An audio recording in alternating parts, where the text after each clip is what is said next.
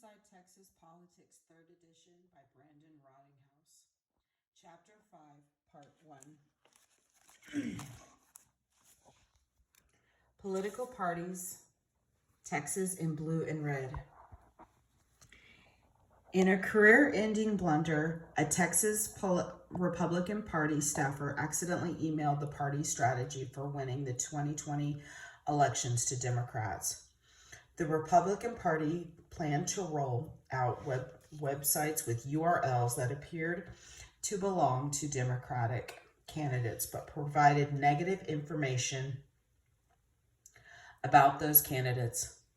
Although attack campaigns might be old, the vim and vigor of the 2020 elections ran high. For the first time since 2003, Democrats were hoping to take back the Texas House and push Texas back toward its Democratic roots. For a century after Reconstruction, the Democratic Party, an odd mixture of liberals and conservatives, dominated Texas politics. Texans saw the Republican Party, also known as the Grand Old Party, or the GOP, or the Party of Lincoln, as foreign occupiers who had declared military law and ruled Texas after the Civil War. Most Texans identified as Yellow Dog.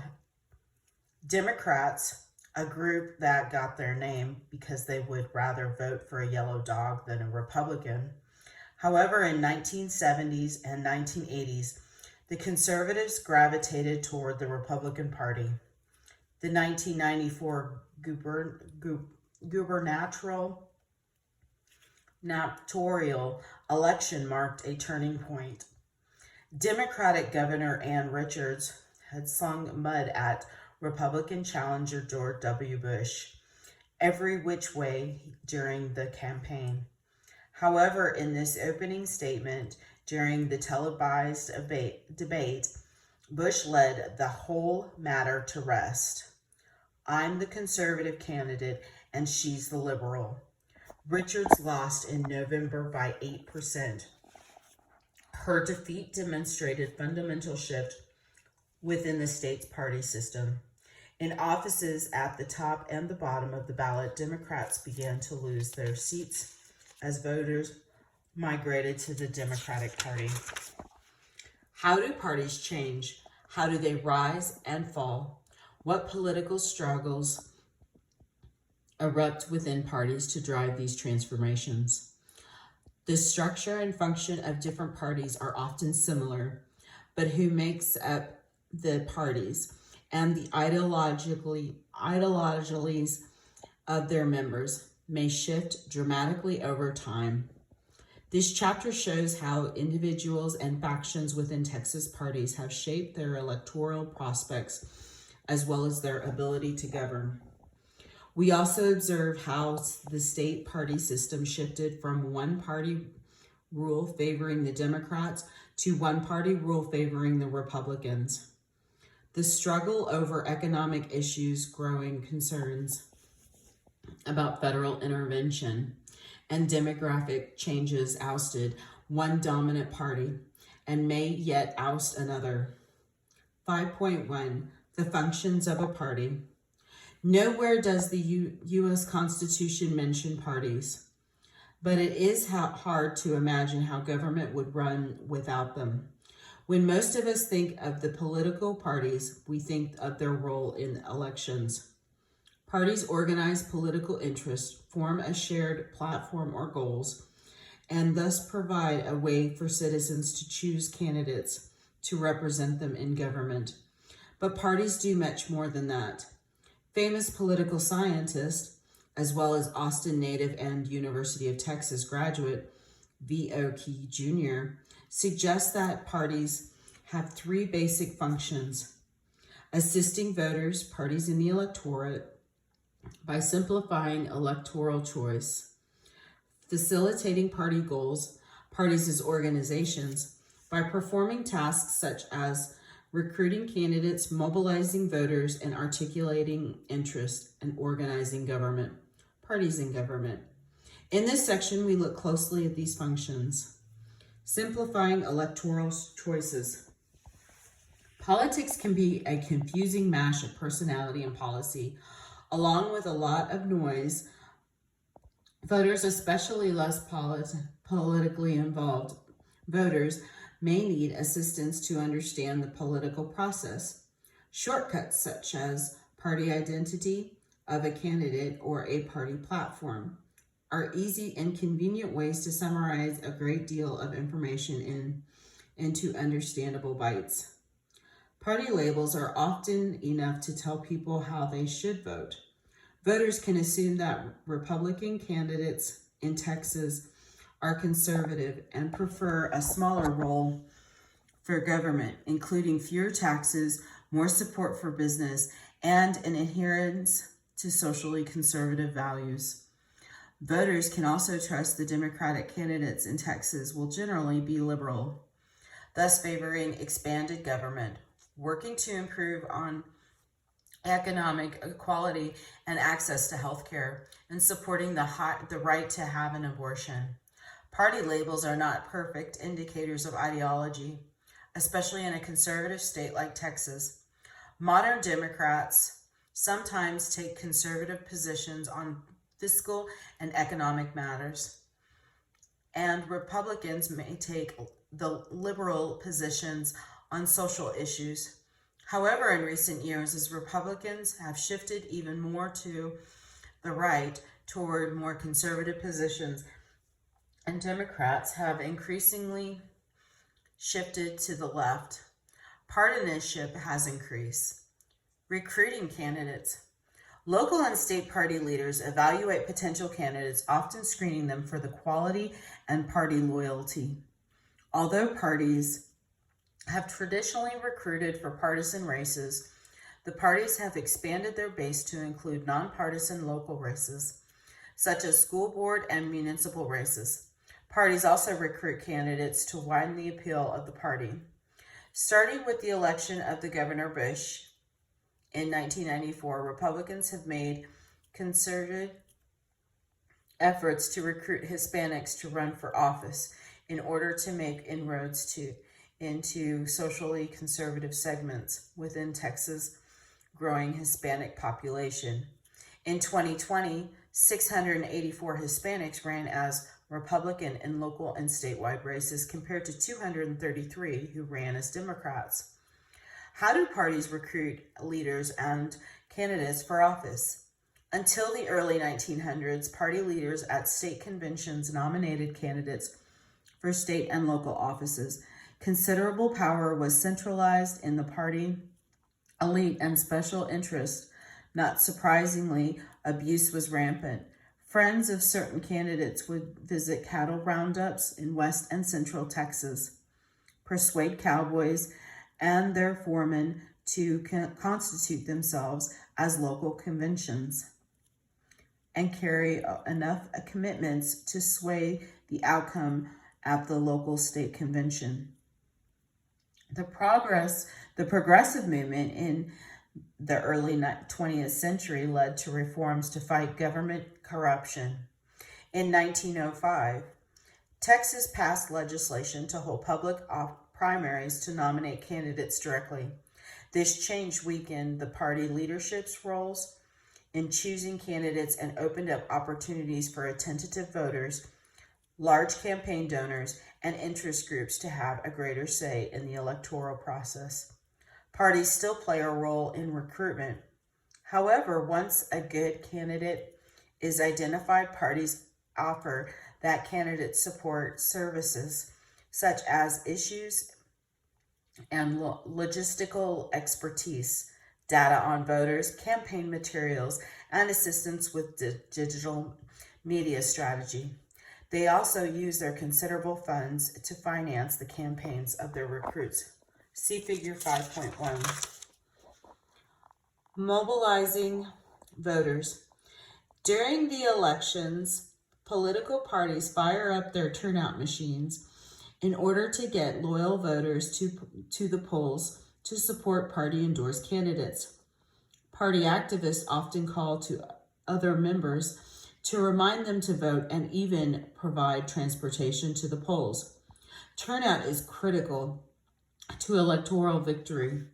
During the mayoral election in usually Democratic-leaning San Antonio in 2014, Letitia Van de Putte, who resigned her long-held Senate seat to run, lost to Republican Ivy Taylor, the interim mayor, by 3,331 votes, an exasperated consultant commitment.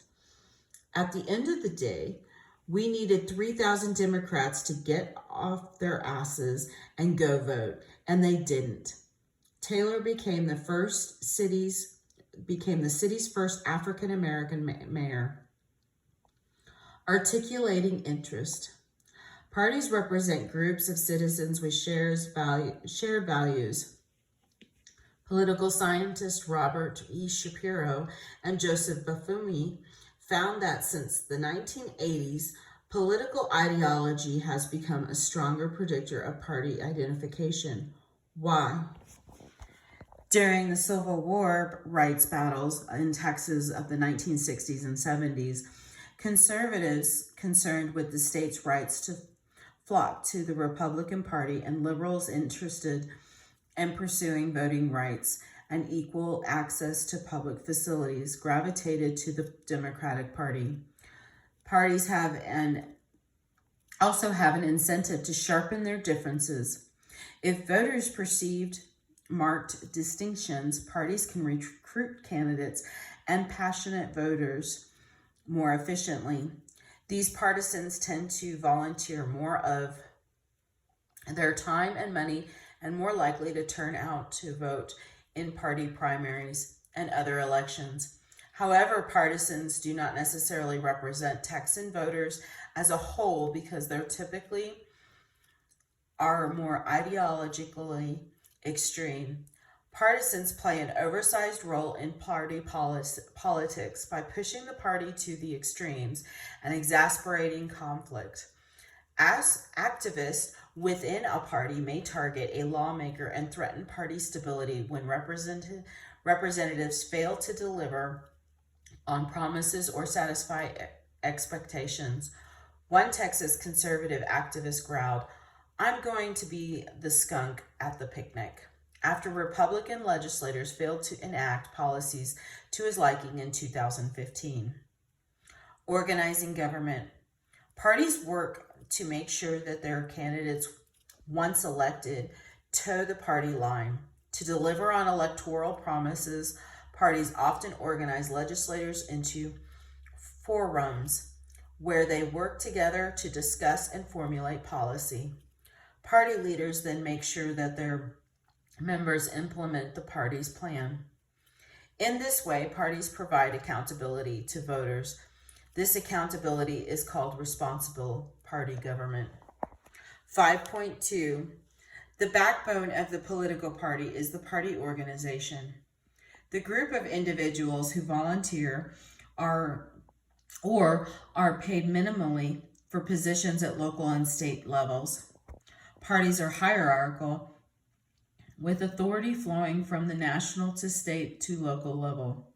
However, due to the decentralization of party structure in the United States, state and local activists wield considerable influence over the future of the party and often go to battle over policy and politics.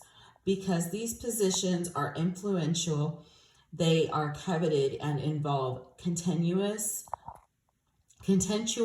elections. Precinct chairs.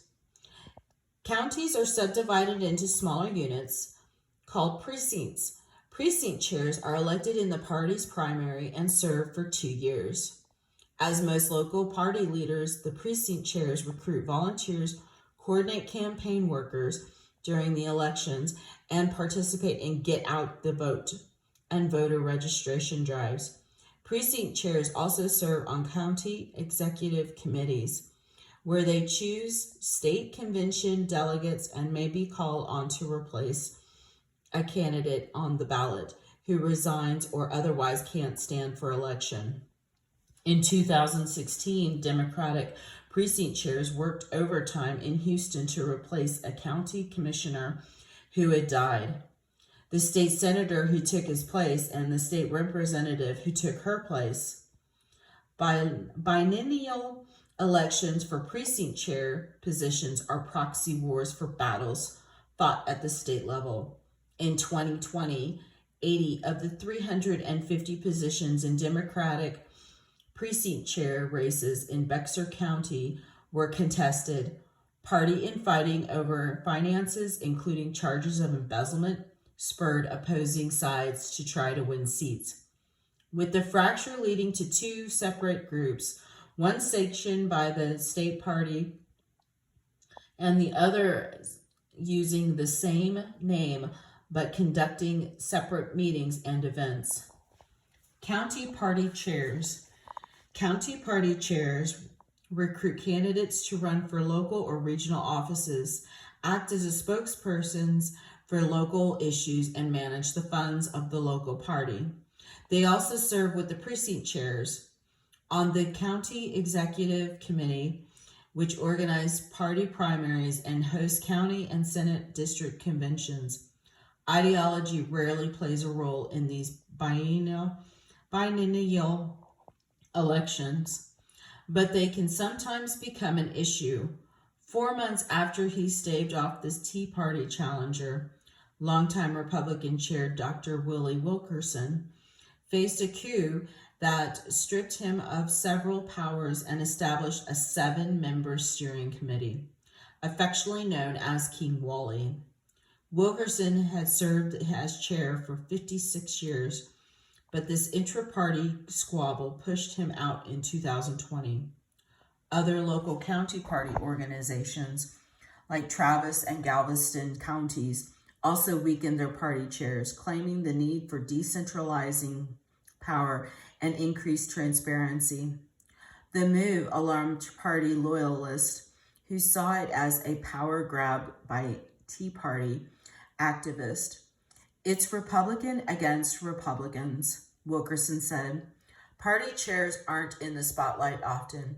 That is, unless they blunder.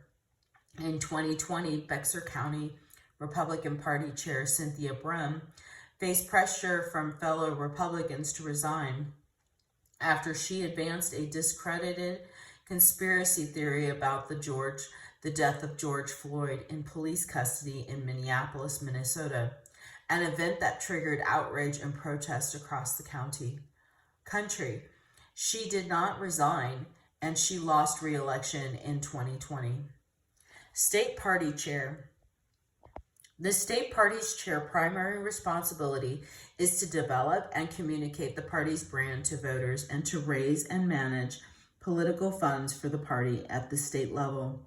State chairs are also determined if a candidate is eligible to run for a party office.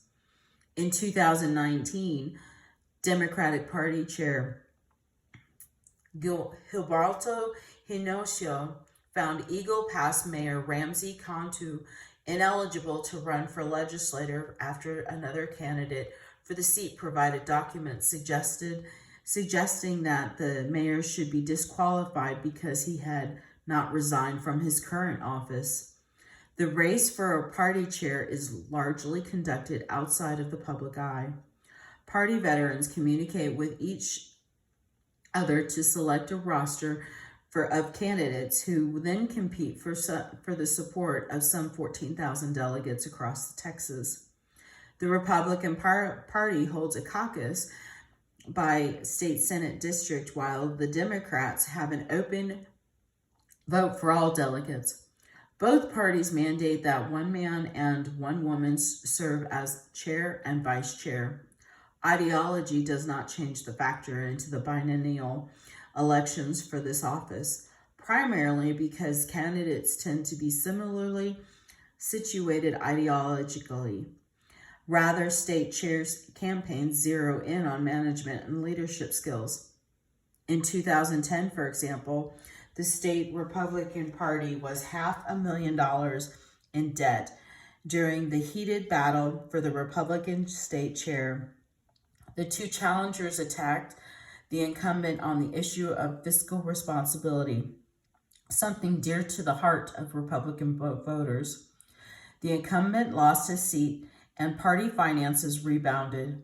But when ideology is central to a contest, it can be a whopper, such as when Republicans ousted James Dickey, who raised millions for the party, and elected former Florida Representative Allen West, state chair. His election signaled a new political direction for the party. He said, "There are 3 words I hate to hear used. I hate big tent, I hate inclusiveness, and I hate outreach." Party executive committees. Executive committee members are the center of the party power as they govern the operations of the party and direct the overall message. Both Republican and Democratic Party executive committees have 62 members. 2 members from each of the 31 state Senate districts who are elected by delegates to the party convention in each district. Democratic Party rules state that 1 man and 1 woman are selected from each district. Because this group has so much authority and to direct the ideological trajectory of the parties, their actions are often controversial. In 2015, the Republican Party Committee rejected a resolution to poll Republican primary voters about whether Texas should secede from the Union if the federal government continues to disregard the Constitution. Opponents felt that resolution was frivolous, while supporters argued that it would show that the party was taking a strong stand against the federal government intrusion into state matters. Party conventions. Every 2 years, the party hosts conventions to decide how it functions and how to set the political agenda. Precinct conventions elect delegates to county conventions. County conventions elect delegates to the state convention, but also may submit resolutions that may become part of the party platform. In the presidential election years, state conventions select delegates for national convention and elect the slate of the presidential electors to cast ballots. For Texas, in the Electoral College if their nominee wins the White House. State party platforms. The planks of a party's platform range from providing concrete policy solutions to more general and ideological opinions. See figure 5.2. For instance, in 2018, Texas Democratic platform called for curtailing the availability of military-style assault rifles, promoting marriage equality for all couples, repealing voter ID laws, as well as making it ideological statements against capital punishment and border walls.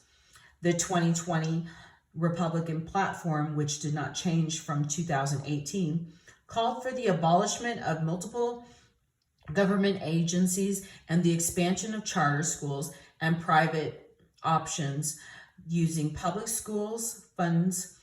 The platform also contained provision advocating strict adherence to the U.S. and Texas constitutions.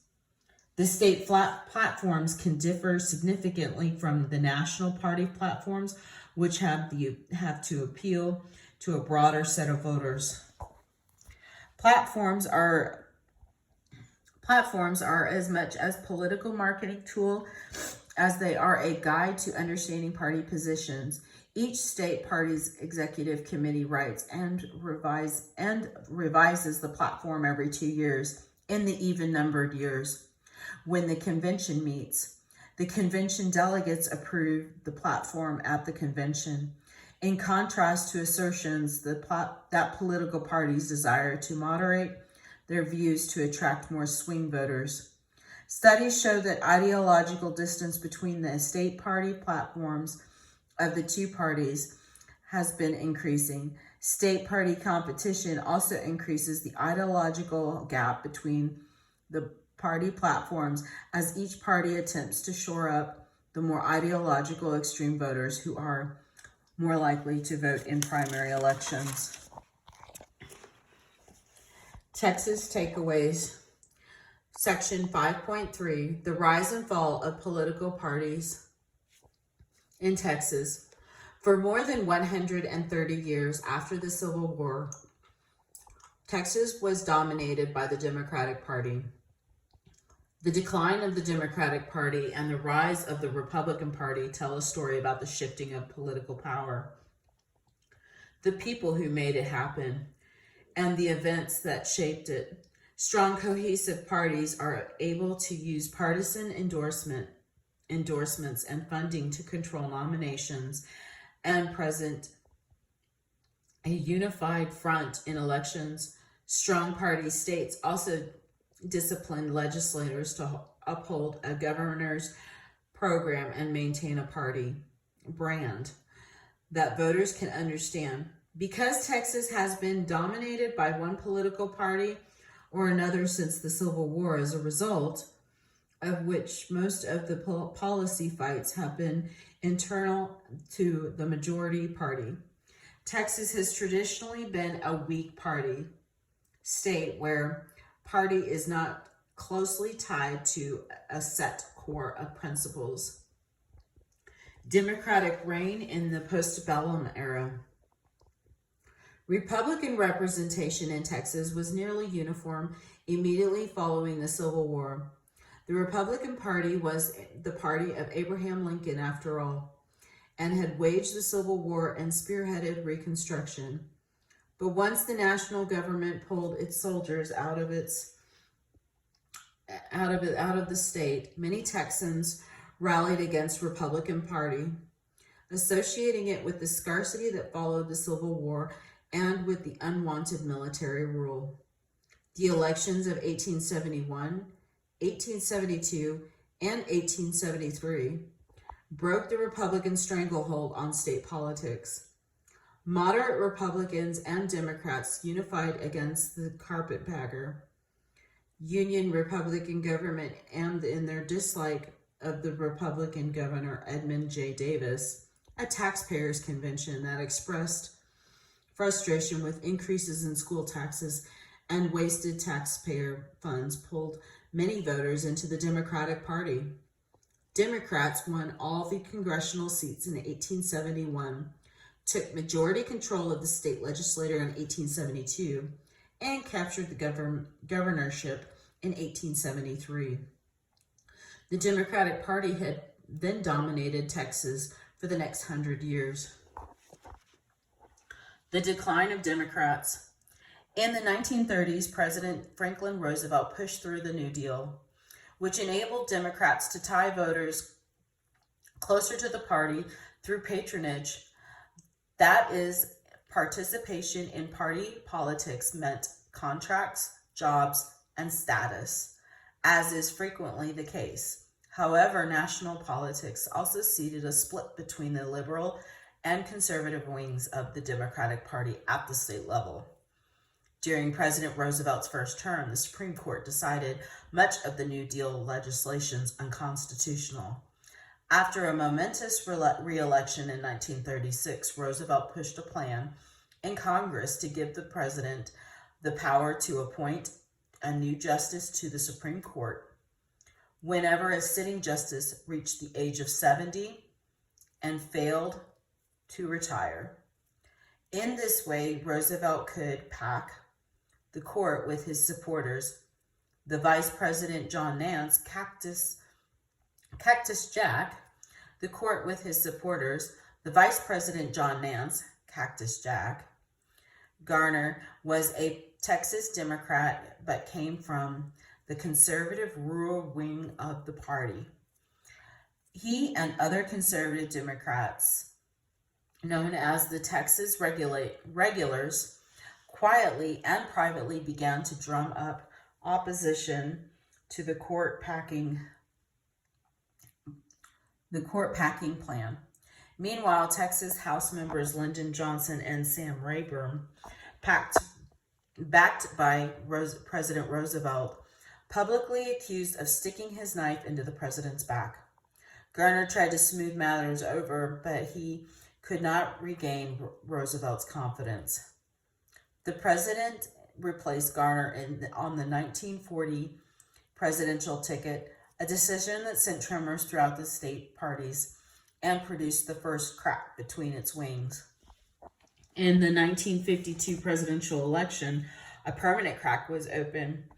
The state Democratic Convention divided along ideological lines, with some supporting national democratic welfare programs and others supporting a more conservative economic approach. On one side, where there were conservative to middle-of-the-road Democrats, the Shivercrats, or as already mentioned, Texas Regulars, led by Texas Governor Allen Shivers. In the other camp stood the Loyalists, a liberal wing of the party. Both factions claimed to represent the true Democratic Party. Conservatives won the day, holding more statewide offices and capturing the party leadership. But a precedent was set. The factions held separate party conventions after liberals walked out of the 1952 convention to support their preferred presidential candidate. The Shivercrats favored Republican General Dwight Eisenhower, an ardent states' rights supporter, while the Loyalists favored Democratic Illinois Governor Adlai Stevenson, although no Republican had won political office in Texas since Reconstruction. The Shivercrats work on behalf of the Republican nominee led to Eisenhower's narrow victory in the state. This began the process of the ideological sorting in Texas, with conservatives gravitating toward the Republican Party and liberals to the Democratic Party. In 1970, for U.S.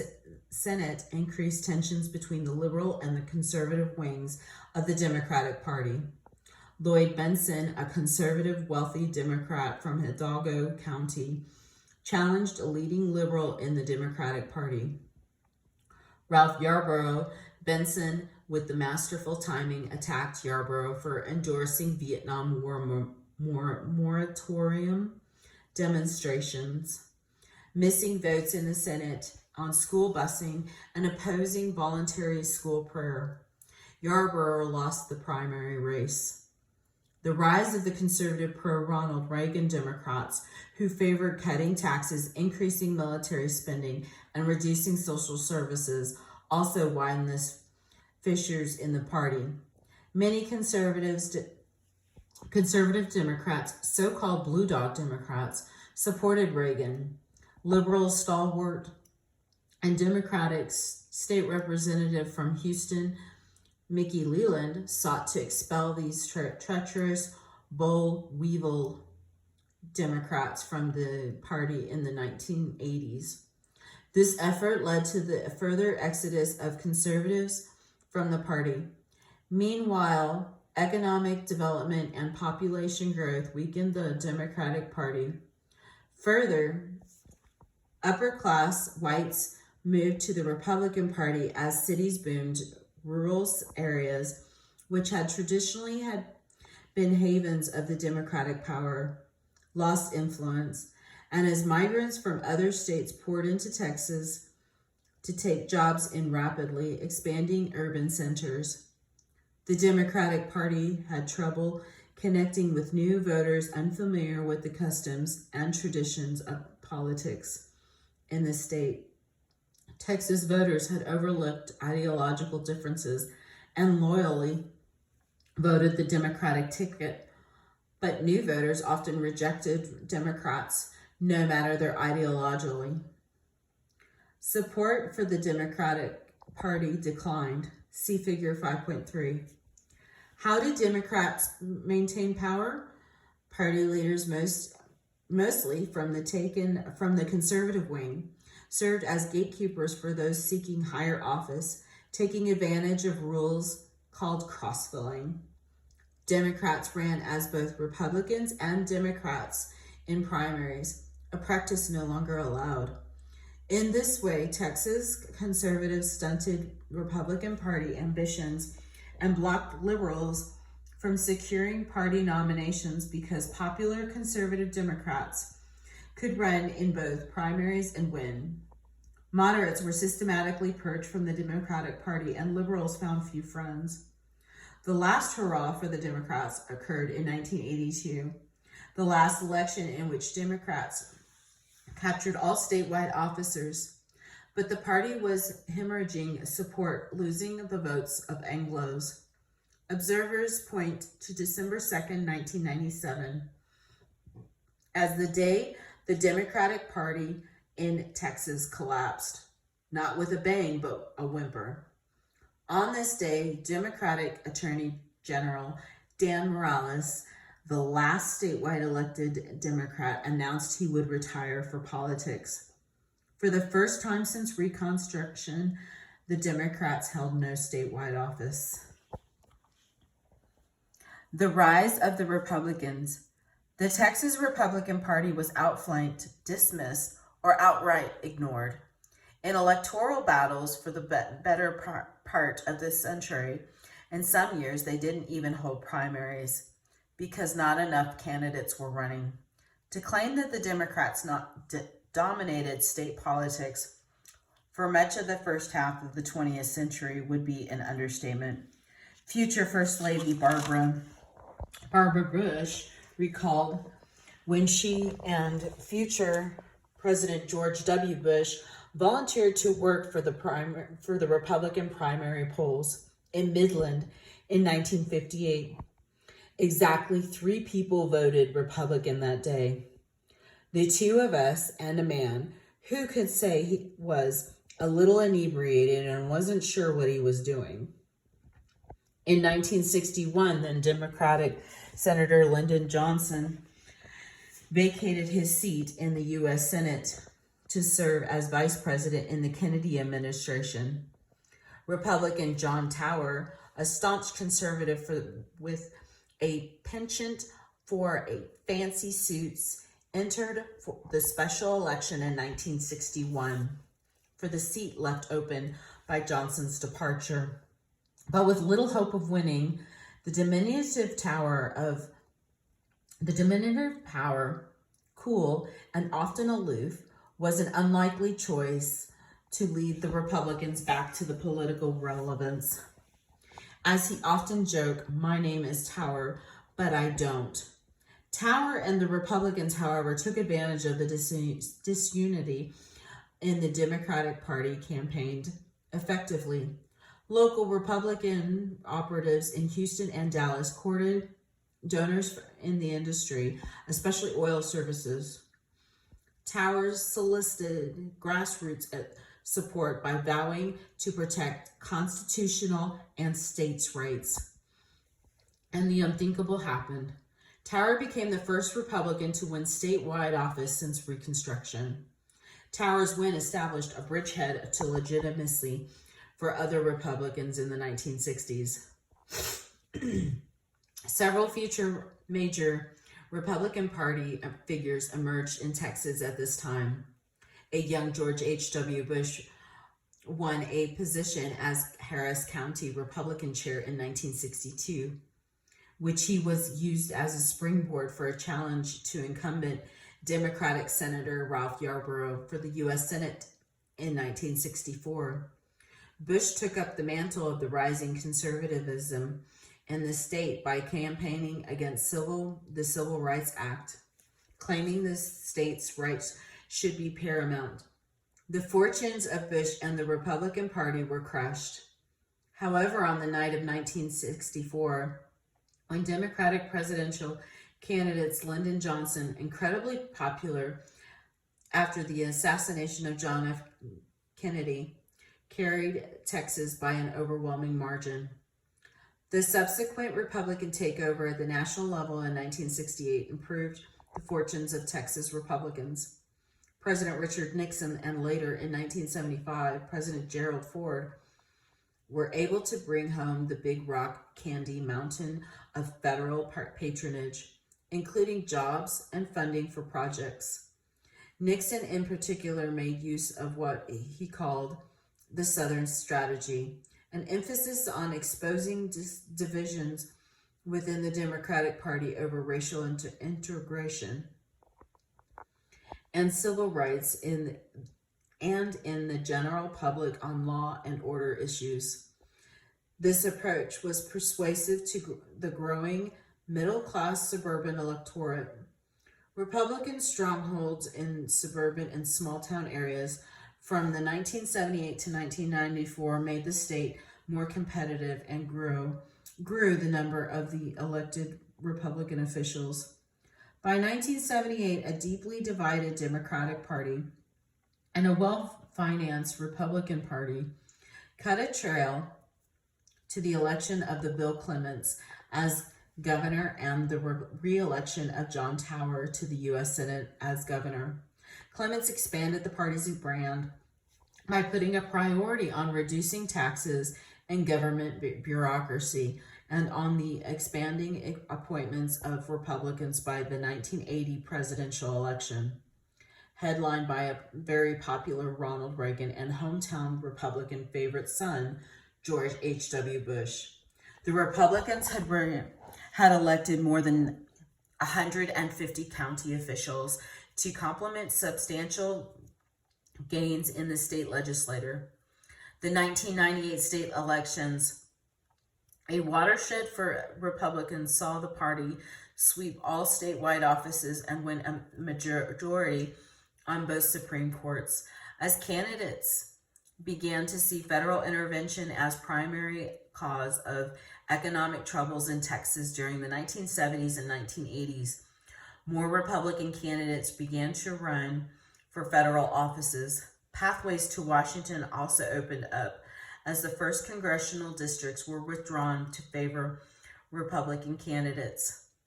Texas fire ants may be responsible for Republican success in congressional elections during the 1980s. Tom DeLay, Republican of Sugar Land, was an exterminator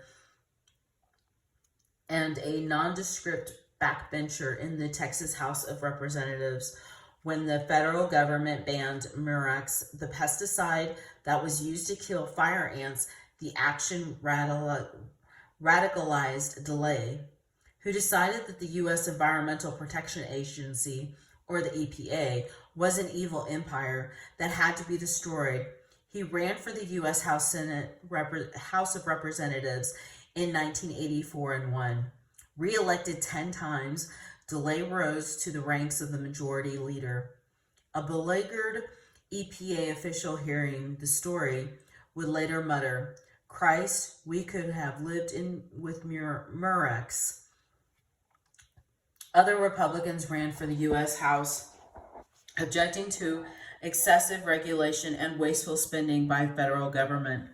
By 2002, the Republican Party of Texas not only boasted strong representatives in the U.S. Congress, but also controlled every single statewide office in both chambers and the state legislature. See Figure 5.4. The Tea Party. The rise of the Republican led to the evolution of distinct wings within the party. Even in 1987, Texas Monthly observed that the party had moved away from the genteel conservatism of John Tower, towered by the fierce ideological populism of Ronald Reagan. One wing consisted of traditional business-minded conservatives who were often socially moderate, and the other of a far right-wing faction who were rabid anti-communist. These ultra-conservative Republicans were essential to the rise of the Republican Party, both in Texas specifically and in the South more broadly. They courted anxious middle-class white suburban voters who embraced the values of individualism and small government. Ideological divisions have produced a civil war within the Republican Party to gain control of the party and the government. The 2006 primary elections brought a brand new breed of Republican voter to the polls. These voters were angry at the legislative session in 2005, which could not pass meaningful school voucher legislation, property tax relief, or budget restraints on the local government. Influential donors, conservative activists, and leading political figures like Governor Rick Perry sought to purge the party of the rhinos, Republicans in name only. One journalist concluded that having devoured the Democrats, the Republicans have turned one on another. In the mid-2000s, the emergence of the groups would eventually form the Tea Party deepened the fissure between economic conservatives and social conservatives. The Tea Party reached national prominence when it held a series of rallies in 2009. In response to the Obama administration economic recovery plans and the Affordable Care Act, or Obamacare, a coalition of grassroots conservative organizations rather than a separate party, the Tea Party originally pursued the goal of the original Boston Tea Party activist. From the time of the American Revolution, relief from taxation. Over time, however, the Tea Party has adopted a wider agenda, embracing a traditional family values, advocating for smaller government that is more connected and accountable to the people, supporting gun rights, and opposing illegal immigration. The movement has a national following, but deep roots in Texas, sprouting from an organization formed by U.S. House Republican Texan Dick Armey. Nationally, 18% of the public indicates support for the Tea Party. The situation is different in conservative Texas, where support for the Tea Party is higher than it is nationally, especially within the Republican Party. Tea Party-backed candidates such as Senator Ted Cruz and Lieutenant Governor Dan Patrick have expanded their influence, and local Tea Party activists continue to rally voters and conservative candidates. The Tea Party in Texas sets the conservative litmus test for prospective nominees. Candidates who embrace the Tea Party in Republican primaries are often advantaged with a label that places them to the ideological right of their opponents and signals social conservatives, who make up a majority of the Republican primary electorate, to support them in primary. A journalist noting these changes in Texas politics. The question is no longer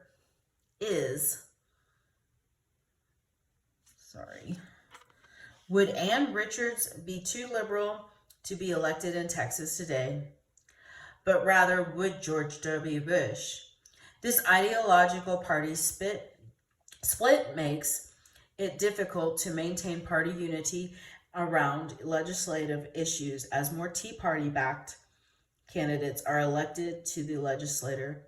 Some Republicans have voiced displeasure at the politics and tactics of these new Tea Party Republicans. See Figure 5.5.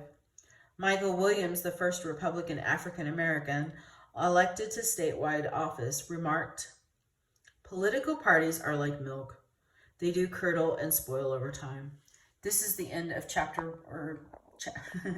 part 1 of chapter 5. Thank you.